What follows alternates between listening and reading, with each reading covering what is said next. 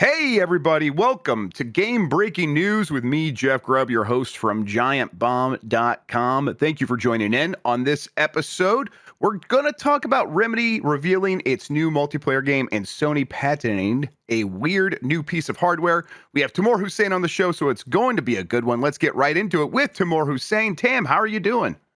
I am gassed. I'm winded. I just came from a workout and ran straight and sat down at my computer. Is it normally a early morning workout for you? My wife always works out first thing in the morning, so I was wondering if No, that's your move. usually I like to go later in the day, Sure. but for some reason I decided it would be a good idea to get it done nice and early on a Friday, forgetting that it might bump up against actual work that I need to do, you know? You made it. Like, hey, no harm, no foul. You're here. I'm here. Just kick back, relax. We'll talk about a little Yeah, video we'll game talk news. about video games and it will be fun. Yeah, I'll do most of the talking for a little bit. Let you catch your win there. But you know what, Tam? Gotta say, proud of you. Thank you. I'm proud of you. Thank you. I appreciate that. Yeah, I see I mean, so I remember you kind of committing at some point a little while ago, and it's like, oh man, he's on there and Instagram every day. I get to see it, and then I'm all in. the basketball workouts as well. I'm like, I love that. That's those are Instagram pictures. I just want to provide some context because I find the idea of posting pictures of myself as a British person who has not particularly much confidence in the way I look mortifying. I hate that shit. Those are for my personal trainer. Really? Those are how my personal trainer is keeping track of me. If one of those doesn't appear and there's not already a predefined reason, he's messaging me and being like, "Where's the picture? Are you at the gym today or no?" So, those are for him. We're all your personal trainer then, because I'm doing the same thing. I'm like, hey, he did it again. He's on it. He's still grinding. Well, yeah, like I said, proud of you. It's paying off too. Thank you. I have been trying to catch up on some games, but I keep adding more stuff to like what I am playing. I gotta say, I don't want to tease it too much. I hate when people do it, but I can't help it. I'm playing a new game right now. I'm like, maybe this might actually be the best game I've played in a very long time. So, I'll tell you when we're done. First time? What's that? Bloodborne first time? That's the first time I played Bloodborne. Yeah, exactly. You figured it out, everybody. But yeah, you know what? Games are good. And even like the games that are like mediocre, I think are like the good mediocre these days. I think Shadows is like a pretty good, like one of those. And I'm enjoying stuff like that. So I think the games are kind of hitting for me in the moment. How about you? Yeah. There's a lot of enjoyable games right now. Both, I think the thing that's really encouraging for me is that it's not just one category of games. It's not like just AAA games are really, really good now and that's about it. But there's games across the spectrum where it's AAA games, there's some good ones. There's AA games, however you define that are good. And there's a bunch of indie games that I'm playing that are like, this is great, this is excellent. So it's a good time. Good times for gaming.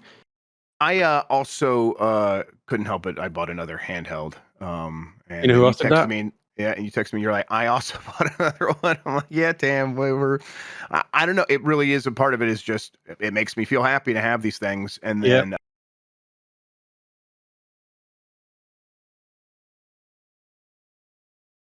And it's good for Game Boy Advance games, and that's kind of it. But I started playing Mother 3 on there, and I think I'm going to be playing that as well. Nice. So I bought the Miu Flip, which is on its way to me.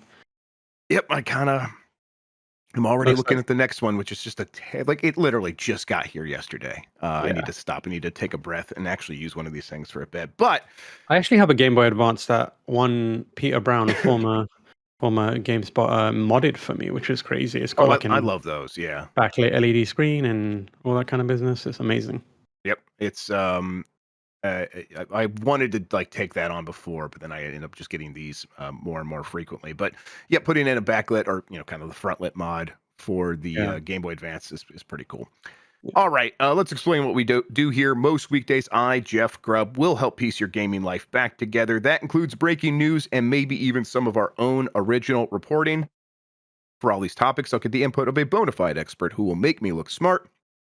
If you are watching live on Twitch, welcome. You can also listen to the show later on podcast feeds by searching for Game Mess Mornings or find the RSS on GiantBomb.com. And I say Game Mess Mornings, game breaking news. You can also catch the show later with chapters and timestamps on YouTube. Hello, YouTube. You know what? Let's just change that right now. Game Mess Mornings to Game Breaking News. And everyone can hear it because my keyboard is too loud. All right, we have a lot to get into. Let's start breaking some game news with Atomfall reviews. Tim, I know you like to try to keep up on a lot of stuff that's happening with the reviews. Have you put any time into Atomfall? I will admit this is one that I wasn't able to do myself. Uh-huh. It kind of works out because we got access to it pretty late. So the review isn't actually up yet. It's in production, and I will have played a significant chunk of it, a decent chunk of it, by the time our review goes up. But for now, I haven't, unfortunately. I've spoken to a bunch of people that are playing it or have played it, and I'm hearing good things about it. Yeah, I think so the reviews are coming in at 70 out of 10 on, I think I wrote, or out of 100. I think I wrote Metacritic here. I think that's the Open Critic score, but I think it's pretty similar over on Metacritic. Kind of getting in that, just missing 80, low 80s range. 79 is not terrible, and a lot of the things I'm hearing about it make it sound like an interesting game that I'm going to give a chance. I Mm. have it. I just have not had time to play it, and I might do so because of this. It got 2.5 stars from Giovanni Colantonio over at Digital Trends, who wrote, in its latest action-adventure game, Sniper Elite developer Rebellion lays out a solid plan to thrive in a wasteland of nuclear apocalypse games. Rather than aping Fallout or Stalker's action RPG formula, the more streamlined Atomfall scavenges together some original ideas in its deconstructed quest and an emphasis on bartering. That could have made for a compelling survival story built around open-ended exploration, but it's those pesky details that will get you killed during a nuclear disaster. And, I think that's kind of what we're hearing about this game is it's got some ideas, maybe it doesn't all come together. But 8 out of 10, though, from Push Square, where it is written that Atomfall commits to embodying everything it means to be British, and it comes out the other side all the better for it. The mystery at the heart of the alternate 1960s settings is gripping, forever teasing clues and solutions to a way out of its rural quarantine zone. Its combat systems and mechanics let the experience down, but Rebellion's latest peaks when it makes you the countryside's Inspector Gadget with a bunch of leads to pursue and village folk to suspect. And then 4 stars from Dexerto, where the review reads, Atomfall shakes off the Fallout comparisons and stands on its own as a captivating sci-fi mystery. The gripping central story and wonderfully realized setting make it easy to forget about its shortcomings, and the lack of hand-holding is a refreshing change that other open-world games like Elder Scrolls or Assassin's Creed should take note of. I mean, Tim, I read all that stuff, and again, like you have talked to some people who are enjoying it. It sounds a lot like my bullshit. It sounds like my kind of game, so I'm definitely going to spend some time with this. I hope it hits for me. But I think this is one of those games that's like, it is going to find an audience. It is going to hit for some Yeah. people. And I think for me, contextually looking at it, Rebellion has been making and primarily been known for these Sniper Elite games from like 2015, earlier than that even. It's Yep. either Sniper Elite or the Zombie Army games. And for better or for worse, they've kind of been churning those out with not like phoning it in. They try and make some kind of evolutionary steps within. I have tried to make evolutionary steps within those properties. But I'm glad that they have, done a full pivot into something brand new, an IP, and Yeah. it seems to be launching with some fanfare, and is received well. Not every game, is going to be a banger, like 10 out of 10 out the gate. But foundationally speaking, I think it's a good case for them to be like, we should make more Atomfall, or we should make more something like Atomfall or a new IP. Look how it went well. We needed another crack at this, and we can make it even better. Don't just throw us back into the Sniper Elite mines. You know what I mean? Yep. So I'm glad that Rebellion took a shot at this, and I'm glad that it's come out pretty good. Yeah, I like I've gained a level of respect these days for developers that make their game and kind of make it over and over again and try to refine it and try to make it, on the cheap is just the wrong term, but in a way that is sustainable Yeah, and reuses assets in smart ways and kind of and then also gives players what they want, right? Every time I get a Sniper Elite game these days, of course I want to shoot Hitler in the balls, and they yeah, always have that. They're like, yeah, we know, we have that for you, of course. And it's like, okay, yeah, they could be like, well, we did that last game. I'm like, no, come on, we all know what's happening here. We all know what you're down for, and I am at a point now where it's like I see another Sniper Elite, and I've not played most of the games in the series. People in chat are mentioning it came out originally for the PS2 in 2005. Yeah. So a franchise has been around for a long time, but it's sort of won me over in the recent ones where, we've had a fun stream with the previous one and the most recent expand-alone game. I tried that on stream as well and was enjoying it. I just like when a studio finds their niche and makes it work, and then what you said, Tam. I am very happy that they are then able to like take that machine that they've built to produce those games over and over again and be like, okay, now can we build something over here parallel to that that can use our experience and make something brand new and that can make a little bit of a splash. It's on Game Pass. People are going to play this game, and it just feels like they have figured out again something rather sustainable. Yeah. This game should hit well enough that it can fit into if they want to make another Atomfall, they would be able to do that. And of course, then they'd have the experience of taking a game, refining it, and releasing a sequel. Yeah, for sure. And you got to imagine there's some benefit in doing that when signing a deal with Game Pass. Like there's some sort of leg up that you get there. So a base level of success is what I'd probably describe it. Yep. So and it's the kind of thing where it has a little bit of success. They could also keep updating it for quite some time, and sure. we'll see how they're able to capitalize on any of this attention for this game. Looking forward to trying it personally. All right, let's get to some of these other headlines. Xbox app update will show your Steam and Epic games, according to a report. This comes from George Yang at GameSpot. Microsoft has recently revealed a new UI mockup for Xbox that shows what game players own across a variety of Steam devices and storefronts, including Steam. As spotted by The Verge, Microsoft posted a new blog post that had a picture of the proposed UI, but it's subsequently removed. In the picture, you can see games like Diablo 4 and Diablo 4, not Floor, and Microsoft Flight Simulator, not Fort Simulator, in the recently added in the UI. So basically, there's a Steam tab there. However, you can also see the Steam and Game Pass tabs side by side, indicating that you'll be able to sort games based on which platform you purchased them on. It seems like the UI is just a mock-up for now, as the owned and action adventure tabs are listed twice. The blog post is about how Xbox is trying to reach a larger audience as young generations regularly switch between platforms and expect seamless integration.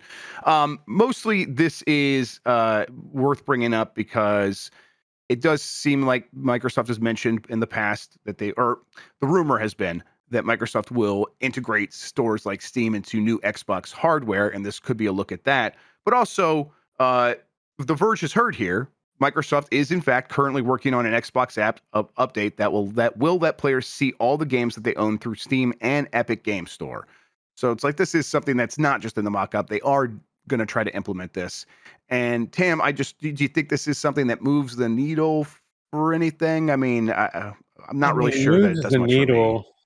No, I mean, I think the intent is pretty clear. Like when you make it possible to unify multiple digital stores, I don't think the outcome that is intended necessarily is to, make it easier that's the only thing that they want to do. They want to make sure that you spend more time on their service, because there's an increased chance and likelihood that you'll spend money on something they're selling in the store that's connected to it. That's the business case behind it, which makes a lot of sense. I think GOG does something similar like that. I just saw Chuck Towski mention that in chat, and I'm like, oh yeah, I remember that. They made it so you could like sort of gather all the games you own from other platforms and then launch them all from inside of GOG. Yeah, I think Steam does that as well, because I know I put Assassin's Creed, which is on You can like the add Ubisoft non-Steam store. games, yeah. You can add non-Steam games. It doesn't like look great or anything like that, but if you spend the time to fiddle with it, you can make it. But yeah, I think for Microsoft, the goal is to have you spend more time on their platform, which makes a lot of sense. Yeah, it doesn't move the needle. I don't think I'm going to be firing up, the Microsoft Xbox service or the whatever it may be game service on PC before Steam. My gaming PC boots directly into big picture mode. Oh, really? So yeah, like at least one of them does. Sure. Because I'm balling on a budget and I got two of them.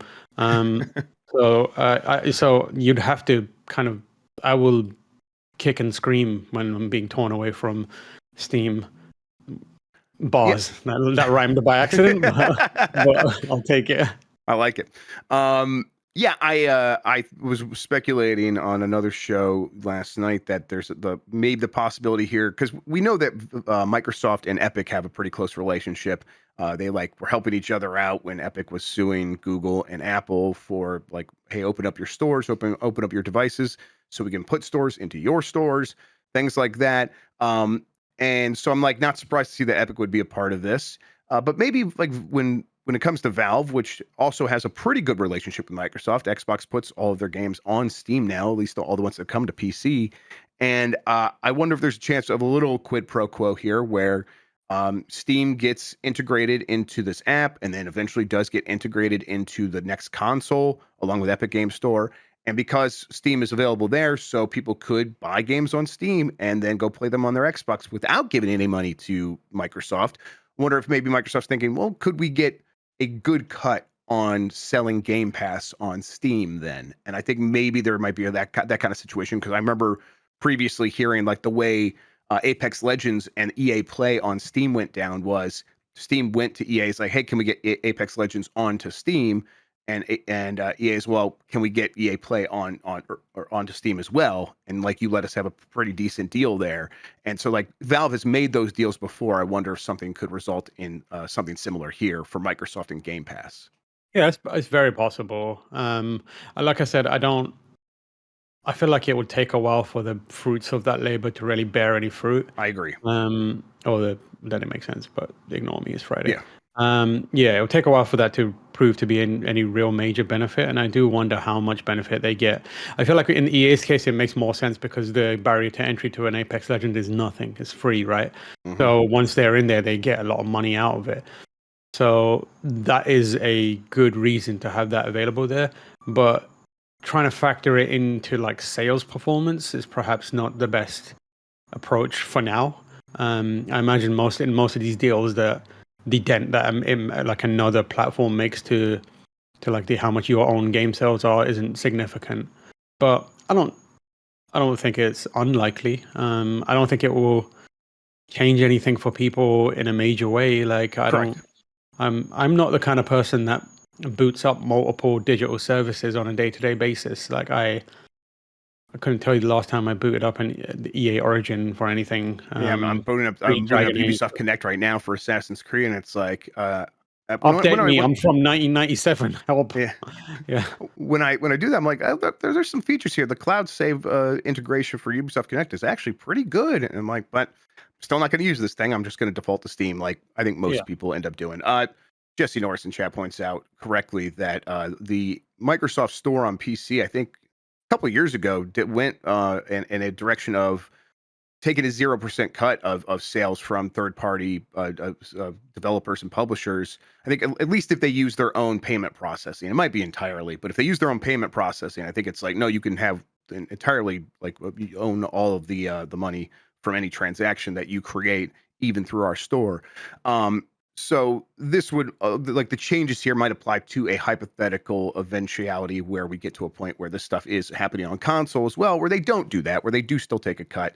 But that also seems like that is coming, where the next Xbox is going to be a place where you can access your Steam games, access Epic Game Store games, and it's basically going to be a PC with an Xbox layer on top of it. Right. All right. FBC Firebreak launches this summer. This is from Sal Romano at Gamatsu. FBC Firebreak is a cooperative first-person shooter set in the Federal Bureau of Control from the Control series. It will launch for PlayStation 5, Xbox Series, and PC via Steam and Epic Game Store this summer. Developer Remedy Entertainment announced. It will also be available as a day one launch title in the game catalog for PlayStation Plus Extra and Premium members, and Game Pass Ultimate for Xbox Series and PC Game Pass for PC. Not many games have done that move. In fact, I don't know if any game's done the move where they're on PlayStation Plus and Game Pass at the same exact time at launch. So this is going to be widely available. And I have not touched this thing. I've looked at this trailer. I think it looks cool, but the buzz coming out of the previews is very positive for it. And I think a multiplayer game based in Control from Remedy sounds very cool to me. What do you think of FBC? Yeah, I was in those previews, so I got a first-hand look at it as Excellent. well. And a lot of what we had Mark Delaney, who's a well-known Remedy pervert, Sure. knows everything about that stuff, as am I, and various others. Like we've got a bunch of Remedy fans at GameSpot and Giant Bomb that love that stuff. Yeah, so it was it's an interesting. I wouldn't say an experiment. It's an interesting project for Remedy. It's also their very first self-published title. So I think they've got a decent amount riding on it. But I like what I mean. It's the common angle that everyone is taking right now. In that it's a multiplayer game that doesn't demand you only play it and nothing else, and it doesn't demand that it become your full-time job. Which I am very, very appreciative of. They liken it, not liken it, but they call back to Left 4 Dead a bunch of times in our preview sessions to be like, yeah, this is like the granddaddy of them all, like, multiplayer, session-based multiplayers, as they call it. And in terms of like taking the idea of something like a Left 4 Dead and applying it to another game, I think the world of Control is really, really cool for that. Yeah, it's really right. That whole like weird like office humor turned into like sci-fi or like weird kind of goings on in the oldest house is a perfect kind of canvas to create interesting new gameplay mechanics or ideas or aesthetics and that kind of stuff. And that was very evident in the preview because they had like one of the major bosses they showed us was a giant like behemoth made out of sticky notes, and you had to, and during the mission you were going around and you were fighting Hiss, but at the same time you were like trying to shoot piles of sticky notes that were just in an office, and there was like a counter in the top, and I think you had to reach a certain threshold, and it was like, you know what, this is stupid and fun. Like this is the kind of thing that people who spend all their time in an office would love to do. And like the whole shtick is like, you're not a member of, you're not a Jesse Faden type person. You're not a member of like the team. You're like dude from HR, receptionist and cook have suddenly decided to volunteer to be like an FBC kind of like support crew and now are fighting giant sticky note monster and that kind of stuff. So I love everything. I'm excited by everything that they're saying and doing. I love the restraint is what I would say. I'm excited about the restraint. I wouldn't say I love it because I've not played it, but the restraint of it helps me feel like it's a more focused game. And these days, I respect games that keep me on the hook for longer in a deliberate way, in that classic way where it's like you played the game to death. You probably won't play it now. Leave it. We'll let you know when we've got something new for you to care about. It's probably going to be like maybe a month, maybe 3 months, maybe even 6 months. It's not going to be like that person's. It's not going to be like Roger from Sister Sister, where he's knocking at your window every day, being like, "Let me in." It's not that kind of shit. I just feel old as hell. God damn. Jesus. Well, nothing we can do about that. Sorry, Tam. Yeah. I'm not even that old. It comes for us all eventually, bud. I'm sorry. Yeah, I've got crazy man gray hair though. But yeah, it's I respect that more, and it makes me more excited for being committed to this game potentially long term, because I know it's going to respect my time to a degree. Right. And it's not like, it's the difference between like being stuck in a Vegas casino and just playing like a hand of blackjack with some mates around the table. It's like there's one that you look forward to, and there's one that you reach a point where you're like, I can't stop doing this. If I stop, I'll feel bad, and I know that I've been conditioned to feel bad on purpose. Dark patterns. Exactly. Yeah. I mean, having the all the data that they've collected on how we behave in games used against us, leveraged against us, just has made me not feel great in the last few years. So anytime a company resists that or actively works against it, I appreciate it. Yeah, I'm looking. This is coming this summer. It looks really good. Yeah. I think we just talked about reusing assets and stuff like that. Clearly, this is a way to do that as well. Remedy's making a lot of games, so anytime they can do something more efficiently, that is probably the right choice. Exactly. And I'm like, I am all in favor of it. I think it is the right move. It's not the right move. I think it's awesome. I love that they do it. Yeah, so, I think it's the right move as well. I would say I think it's the smart and right move because, like, it doesn't make sense for this. I mean, like the obvious thing, if they wanted to try and make a big success out of this thing, would be to do a Alan Wake spin-off style game or something like that. Because Alan Wake is current, it's front of the mind compared to Control, and it's popular. You know, people would love to see more Alan Wake, but it's Control that has the most potential for them, and it's where they can express themselves in a little more creative ways. And as a first published title in a multiplayer space, it makes way more sense for you to be in the oldest house, this infinitely growing, unpredictable space that you can have all kinds of wacky dreams in, than 100 Alan Wakes parachute onto an island. And although that kind of sounds pretty sick, I would play it. I would play it. And you can hear like the inner monologue of every single one, but it's like proximity based. So when you hear like an Alan Wake approaching, you hear like his inner monologue. He's like, I walk towards the house, not knowing where was waiting for me inside. And it gets louder and louder. Incredible. But the problem is you can hear the other person's monologue as well, so there's no hiding. All right, Remedy, hit me up. Yeah, I've got an Alan Wake multiplayer game. I want to see it. All right.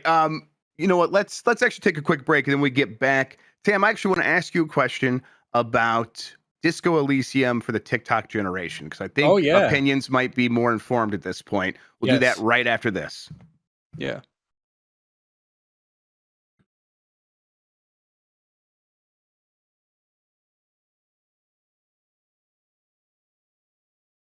All right, Tam. I think it was earlier this week that me and Lucy were talking about a headline from the people that make Disco Elysium, where they described that they've made a mobile version of the game for the TikTok generation, and that phrasing set both of us off. It sent me to the moon. I was like, what does that even mean? I think that sounds like a bad idea because no one who was on TikTok is thinking about things that way. Now, you've played it, and maybe that's a little bit more hyperbolic, and maybe they've actually just made a good mobile version of this game. Is that the actual case here?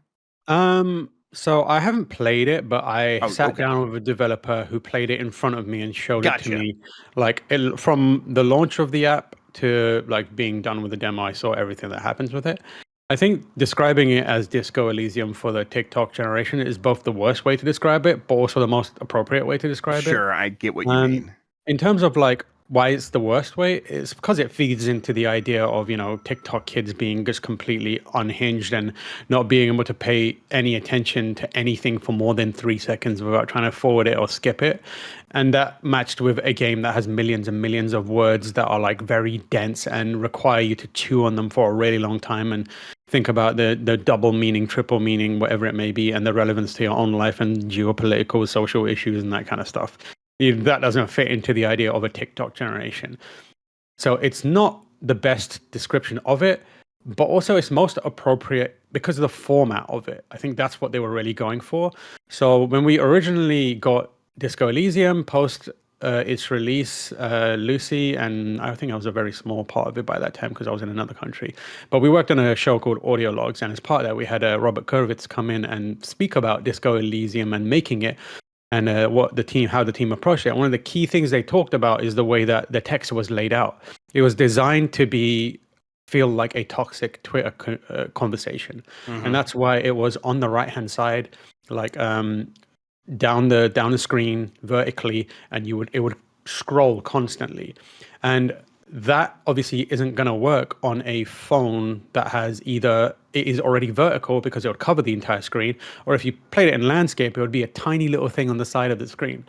So what they've actually done is kind of taken that and put it kind of on the bottom, and then you're swiping the text instead. And you can swipe up to bring up like a history of what you talked about, but it's making more it's making better use of the screen real estate without sacrificing the visibility or even like cutting the words out to make it a little more digestible. So that's one element of it being for the TikTok generation. Sure. I think the other part of it is they have made it more digestible and playable in smaller chunks. I think that's part of why they call it for the TikTok generation. They didn't show off too much because obviously chapters are long, or the game is long, but they've split it up into smaller chapters, and also tried to build it so that there's a kind of natural point where it shows you that you've made progress, but it's not like I asked them like, are we talking like pop cap, fanfare and rainbows? And they were like, no, they have like a case file system where it will Okay. show you, hey, you've made a significant bit of progress in the case. Here's the latest update. You can read through it, read back through it. And that's kind of like designed to like trigger something in your brain that goes, I've done something here, I'll stop here and then Sure. come back to it later. So I think that's the kind of other element of it where they're like, oh, it's for the TikTok generation. And then I think the third thing, although they didn't describe it like this, I think it does kind of feed into that idea of a TikTok generation, is that they've kind of interpreted the game. I don't want to say reinterpreted, they adapted the game to function and play using familiar interactions with a phone. So you're tapping, you're swiping, and when we say swiping, like you're moving around a physical space, but you as the character aren't specifically moving that much. You can like, how in Google Street View where you go into a place and then you move your mouse around to look Right. around. Hmm. So it does that, and you can click on things, and then you transition between the kind of like areas. And then they have added new content that is only there to, they said, stitch parts of the game together, because you're not moving from one area to another, right? So you can't go throughout the city by like Right. physically clicking and having the lad move around, moving Harry around. But like, so they've added like stitching to take people from one place to the other, and also made some adjustments and included extra audio, but not dialogue. Otherwise, they said to me and Lucy were getting a demo of it. They said it's the full game. There's nothing cut out. All the major moments that you remember are all there. It is Disco Elysium from front to back, just in a new way to interpret it. And for me, as someone, I asked him like, is this a way for people who have already played it to re-experience it, or do you think this is going to get more people to play it for the first time? And the dev said both, actually. We want people to play it play it for the first time, but we want also for people who have already played it and have that itch to play it again, to experience it in a way that's a little more convenient for them. They can like replay this game either in small bursts or long chunks if they want, but do it in a much easier way than sitting down at a computer or even pulling out a portable device or whatever it may be. Which I think for me appeals to me as someone who has played a bunch of that game and really wants to go back to it and replay it, knowing that it's more relevant than ever in a lot of ways.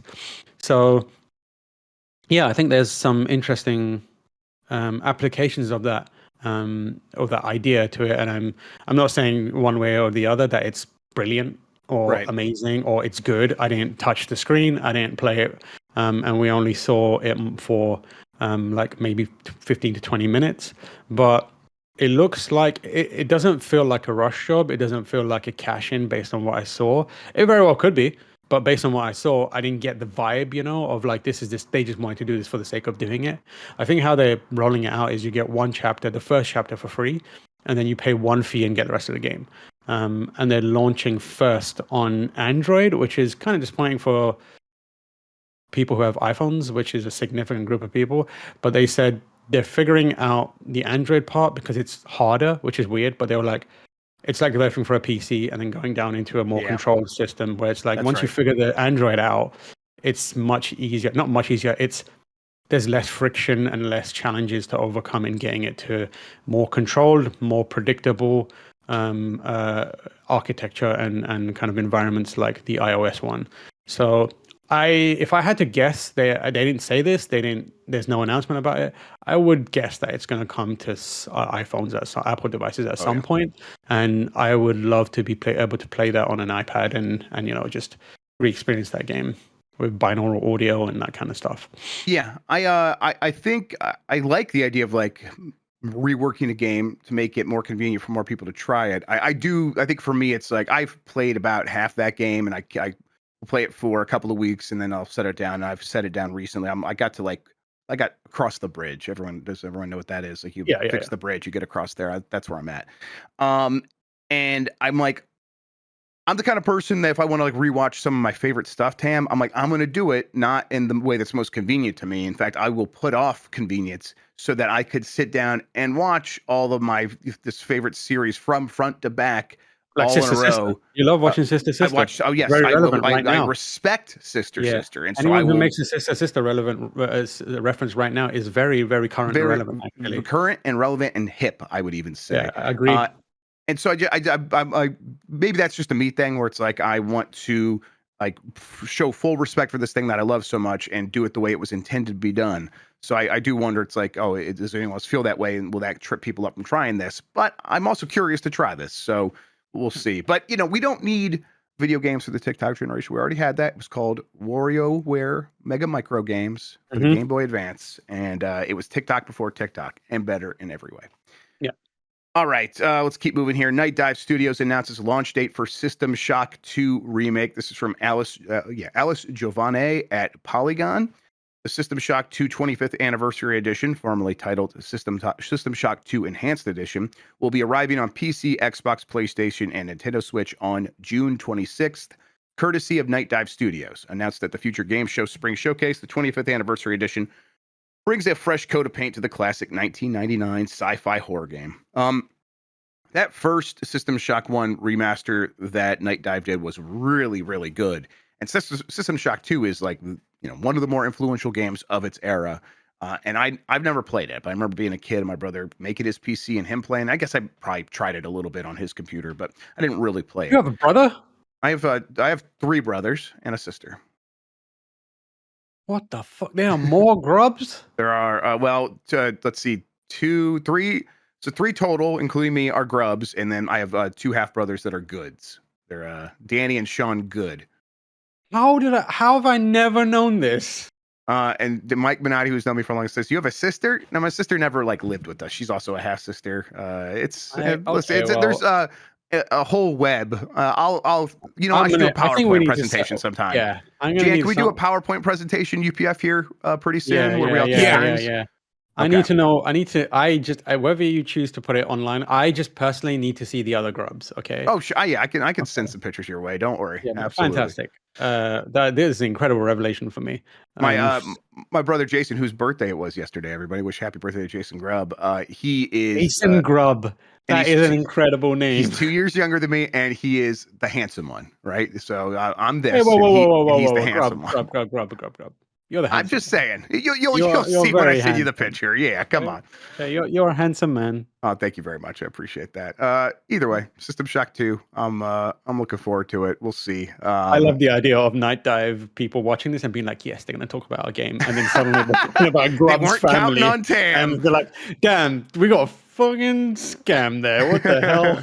Well, don't worry about it. It'll be I fine. love Night Dive. I love everything they do is just like such a joy for me. So looking forward to trying this out. Again, June 26th.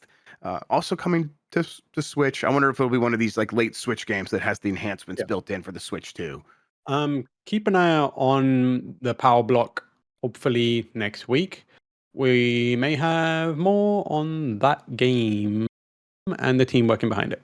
Fantastic. Excellent. That's all I'll say for now. All right. Would love that. Yes. And we also have Jean-Luc, who everyone knows, is a very, very, very big fan of System Shock and Night Dive. So maybe Jean-Luc has some involvement.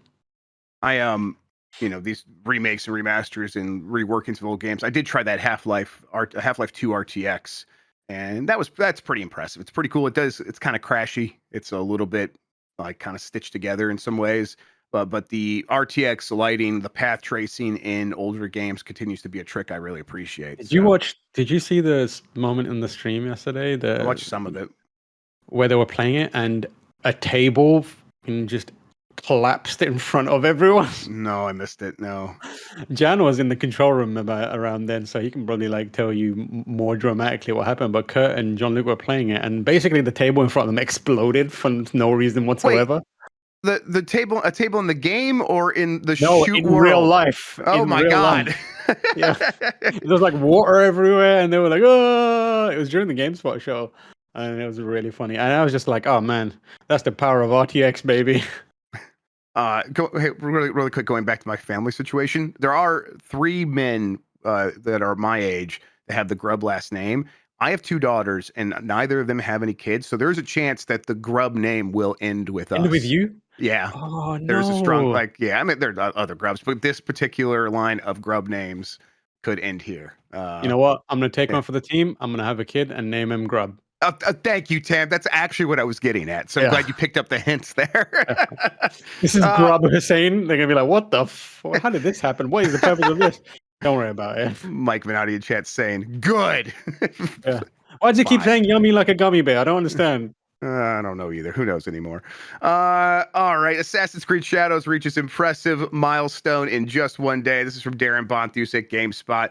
Assassin's Creed Shadows is off to a strong start on PC, PS5, and Xbox Series X and S as the game has reached 1 million players within hours of launch. Ubisoft says concurrent players on PC via Steam for its launch day also look good compared to previous releases like Assassin's Creed Valhalla, but there is a caveat here. The important thing to note is that on PC, Assassin's Creed Shadows had a day one launch on Steam and the Epic Game Store. Valhalla adopted a different approach when it launched on PS5, PS4, Xbox Series X and S, Xbox One, and even Google Stadia back in November 2020.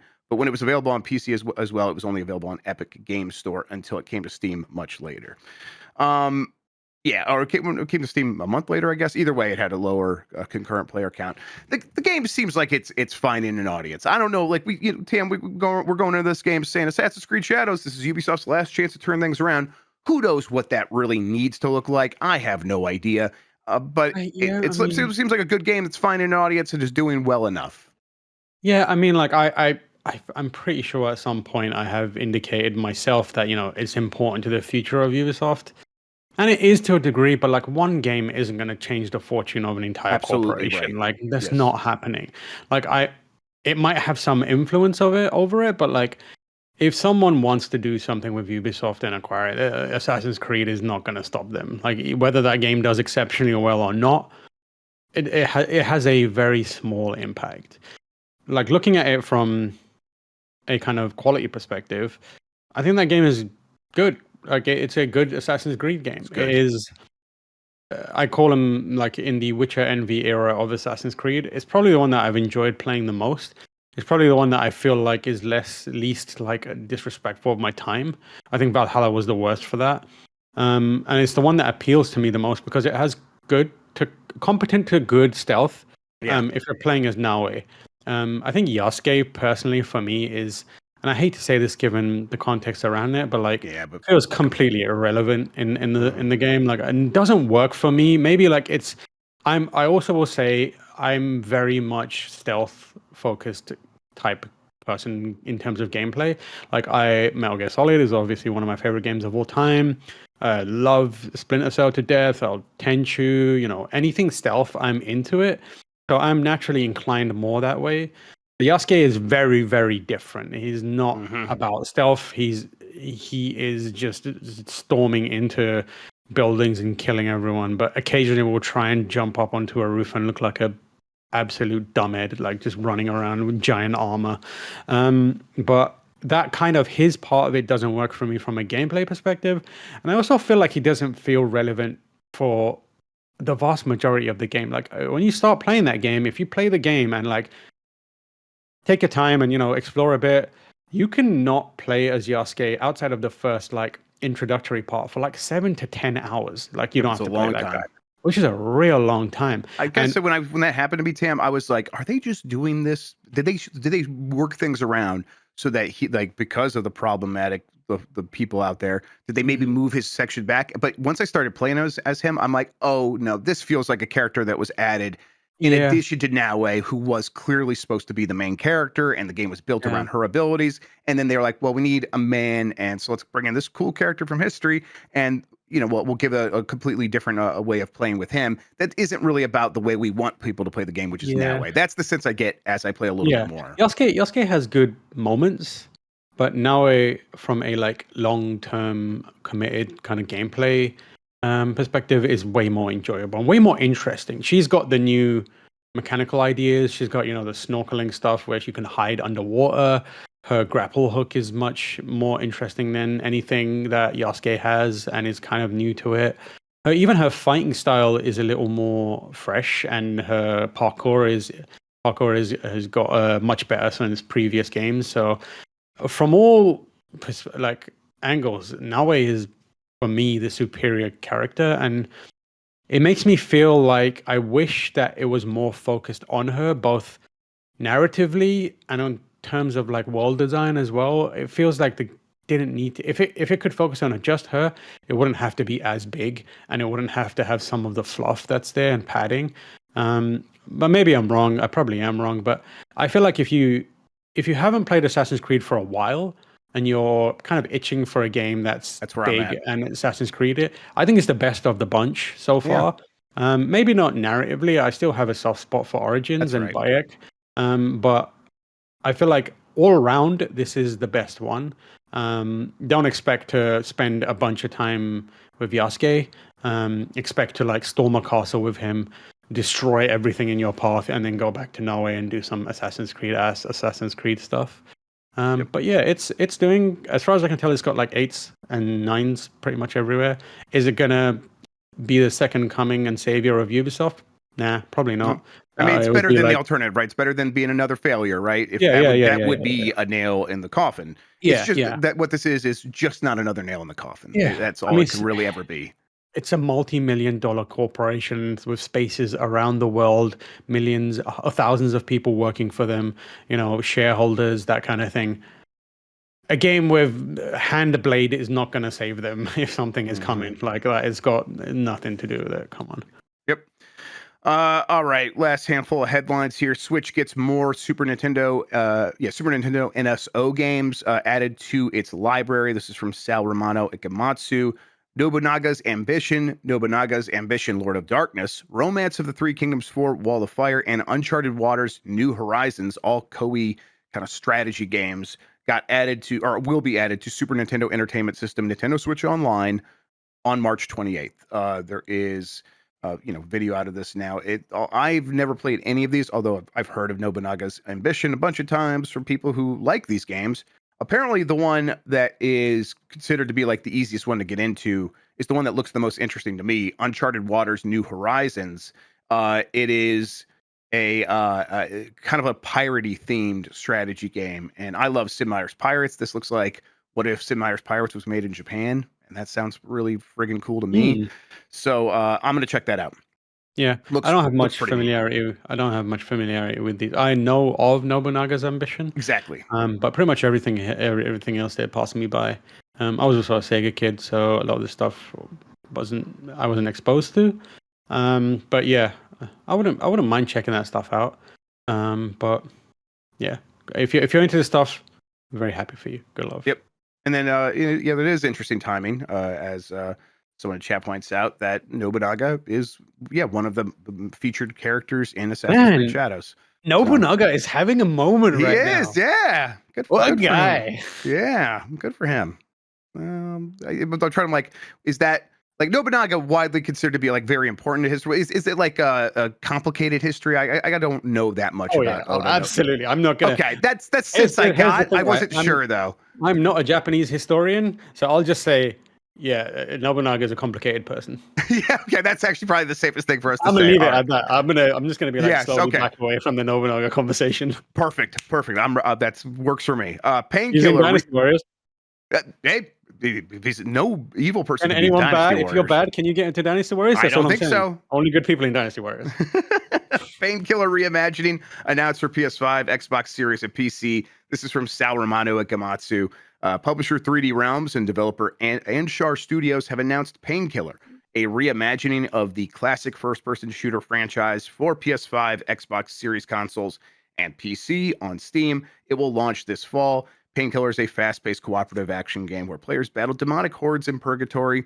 It was like Painkiller's like an early Doom clone, basically. It's back, I think, from back when we called them Doom clones, and Yeah. so to bring it back now in a new form is pretty interesting. I just, it's always surprised me, Tam, when it's like this level of game getting like coming back, because it's like the name doesn't have a ton of recognition among most gamers.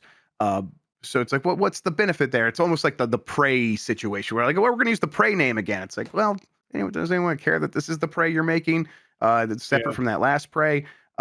And this is like even much further separated from that, but they're going for the same style of game, and there are going to be fans out there. I think it's more interesting just the fact that this is returning at all.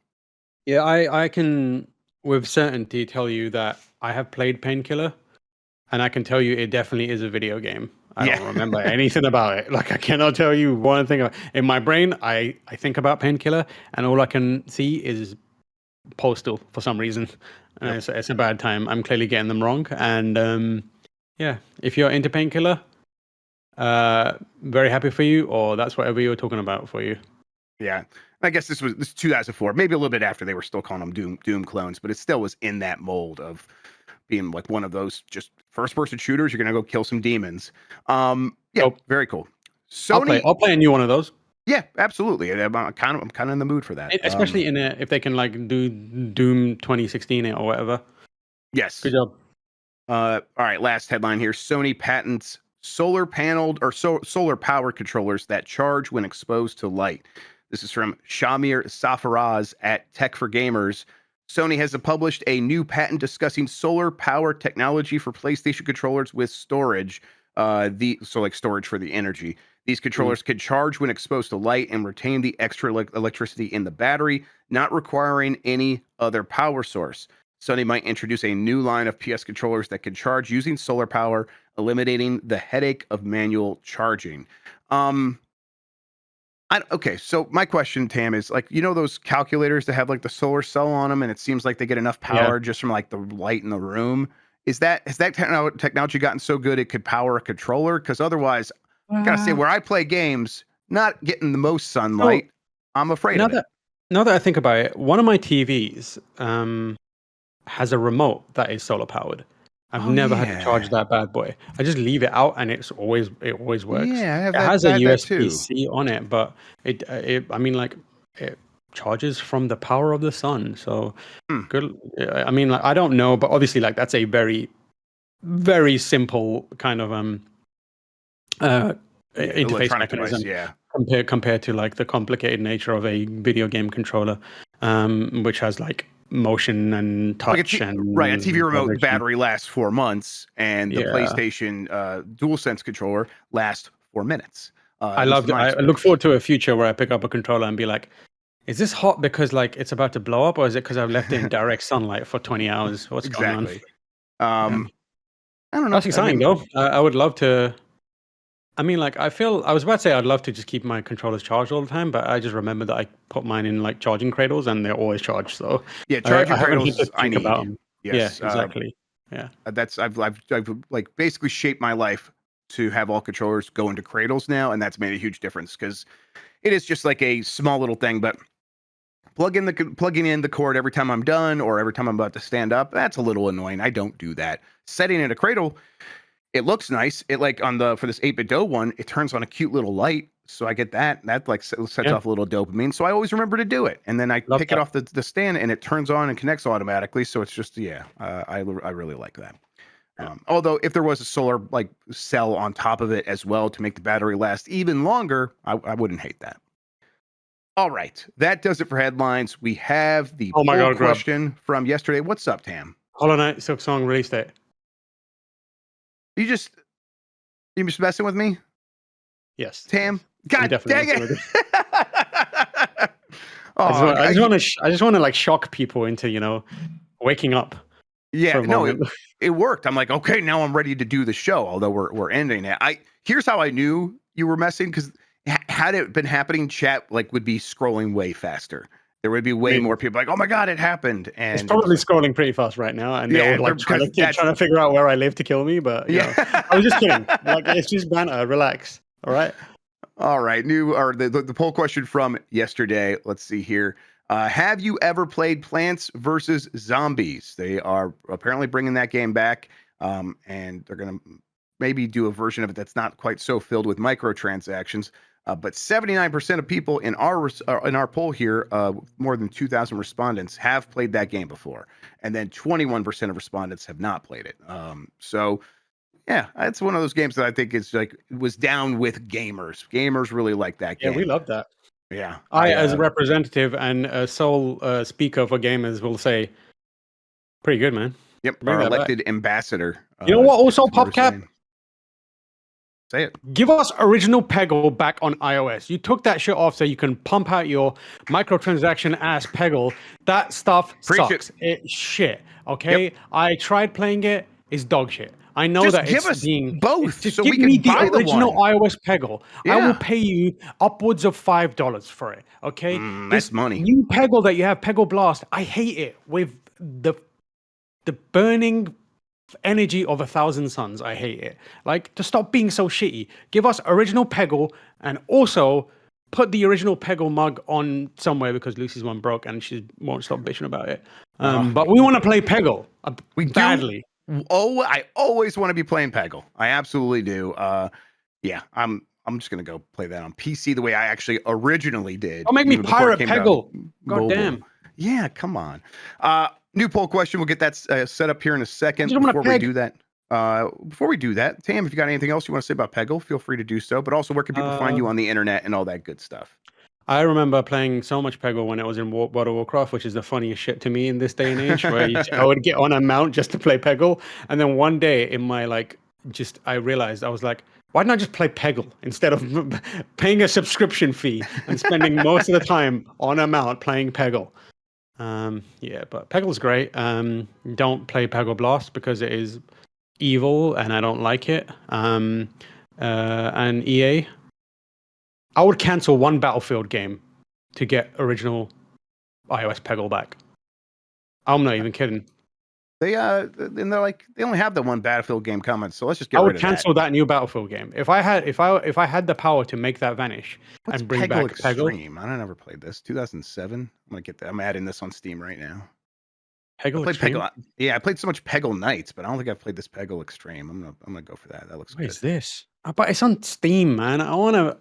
Yeah, but I mean, I get it, but that, to be fair, like that is how I played most I wanna. PopCap games because, like, Yeah. before they came to mobile, they were just casual PC games, and I they want were to play popping off Peggle on while there. I'm on the toilet taking a dump Of to course, maximize no, of satisfaction. course. And actually, I think the next way I played Peggle really was on the DS before Ooh. iOS and Android and stuff like that. All right, new poll question: are you playing Assassin's Creed Shadows? Yes or no? Now that it's out for everybody, kind of want to just check in and see what if people maybe made the jump over there after some pretty decent reviews. You know, there's a lot of people who are like, this isn't my favorite, or it's just fun, and I don't want to waste my time with it. I was watching Jake Baldino's video about it, and he did a good job explaining how he's just not in the mood for something that he thinks is just fine, and I get that. I Um, agree.